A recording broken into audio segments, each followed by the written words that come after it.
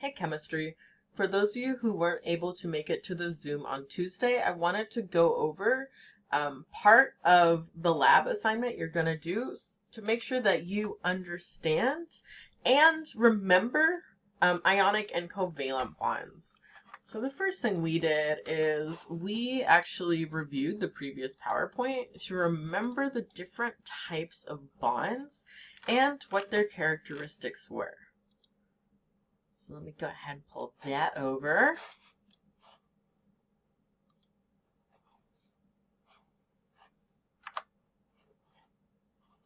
All right, so in this animation here, it's showing you what happens with an ionic bond.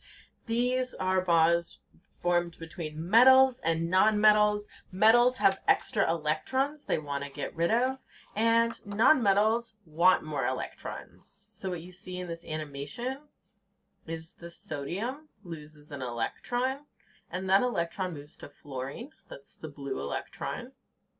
So sodium's got one in its valence shell that moves to fluorine. After that, they develop a charge. Sodium is positive because it lost a negative. Fluorine is negative. And then that charge is what holds those atoms together.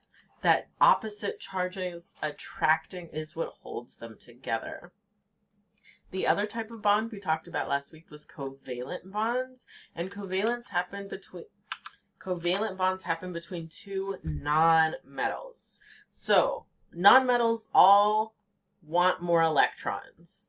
So instead of one atom giving up electrons and one gaining one, what they have to do is they have to share electrons. And that's what's shown here, or in this image, when they are connected together like that. That pair of electrons is shared between both of the atoms, and they all get a full octet or full valence shell from that.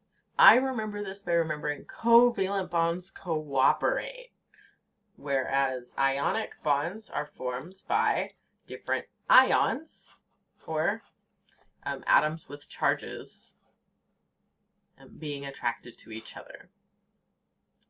So that's the first thing we did when we were together, is we remembered what are ionic bonds and what are covalent bonds and how are they the same and how are they different. And then we looked at the lab. That's your weekly assignment. And we went through most of the first part that I wanted you guys to start working on Monday. So if you open this link, it will take you to this website.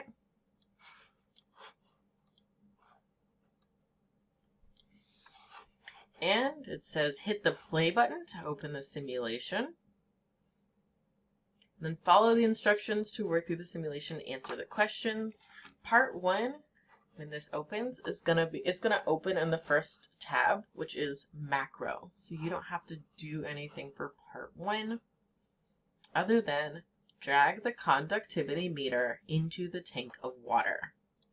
So we drag this into the tank of water, and then we write down what type of bonds they have, and we record our observations. So just water, that's hydrogens and oxygens.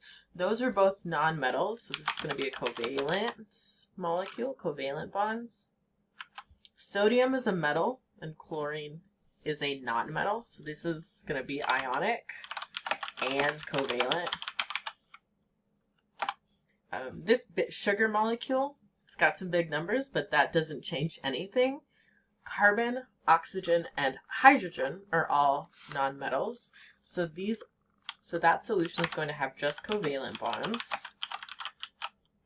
And then the last one, salt, sugar, and water. Well, sugar and water are all covalent, but salt is ionic, so that's going to be both also. So ionic and covalent. So now we need to record our observations. Does the bulb glow? Okay, so it's in just water. Is the bulb glowing? No. So the next one is salt and water. So to add the salt, you shake it, and salt comes out. All right. What's changing? Well, the bulb is starting to glow. So does the bulb glow? Yes. You can then remove the salt. You can do it again, but with sugar this time. So same deal, shake. Want to be sure it's in there. You can shake the whole container empty.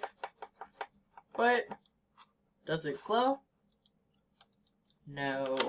And then the last one is salt and sugar. So there's already sugar in there. So let's add salt. All right. I can see that it's starting to glow. So I would say yes. After that, you are going to scroll down. It says an electrolyte is any substance that can transmit electricity when dissolved in water. Pure water does not transmit electricity, but most of the water has some ions in it. In the table above, label which compounds are electrolytes. So electrolytes, you probably heard of them in sports drink, but they are positive ions or negative ions in a solution. They can transmit electricity. People drink sports drinks with electrolytes in them if they've been sweating a lot. That would be the reason you would specifically want to use like Gatorade or Powerade instead of water. So you can replenish all of the sodium and potassium ions you've been sweating out. So we know that something is an electrolyte if it glows, or if it can cause this light bulb to glow. So 2 of them cause something to glow. So those are the ones that are electrolytes. Everything else is no.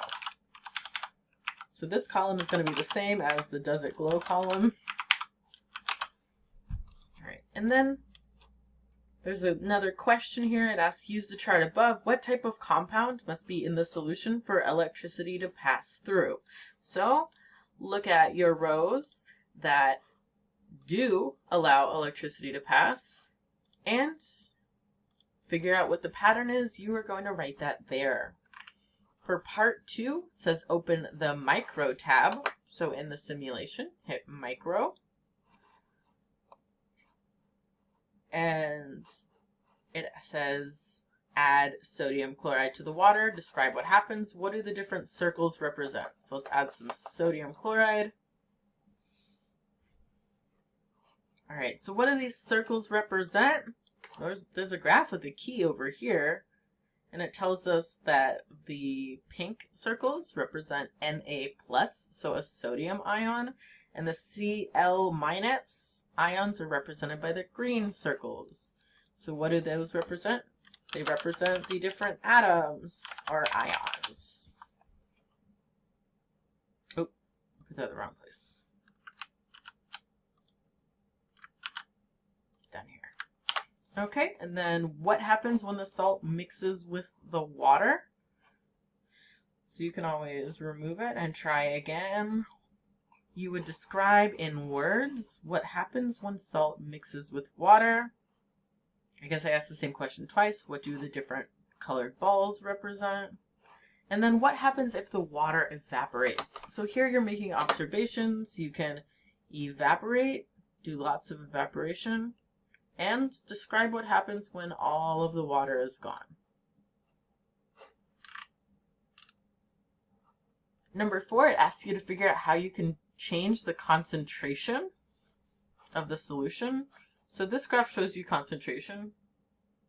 You can figure out what can you do to change it. So I can dissolve that. I can't add any more here. You can evaporate the water. So you would just describe how you can change the different concentrations. Then it says reset and try it again with sucrose, which is the same thing as sugar. The sugar you have at home, the white powder, sucrose. So you add that. And it asks you to describe what happens when these dissolve in water. So sucrose is a much larger molecule than sodium chloride. It breaks into much bigger pieces. So if you look close, you can see that each one of those pieces floating around has several of the smaller balls of different colors that represented atoms when we were looking at sodium chloride in this model. So describe what happens when sucrose is added. You can always reset and try it again. All right, and then it asks what happens when the water evaporates. So evaporate the water and describe what happens. Ooh. That has literally never happened before. Alright, let's try. Adding more sucrose. Here's some water. They come apart. Lots of evaporation. That's what happened every time before. So, describe what happens when all the water evaporates. And then the last two questions asks you to compare and contrast. How is it the same as NaCl when you look at sucrose? And then what is the difference between those two when you look at them in the micro tab? If you have any questions, send me an email, and I will post another video on Thursday, or I'll see you in our Zoom class on Friday at 11 a.m. Oh, 10 a.m. Friday at 10. Okay, bye, chemistry.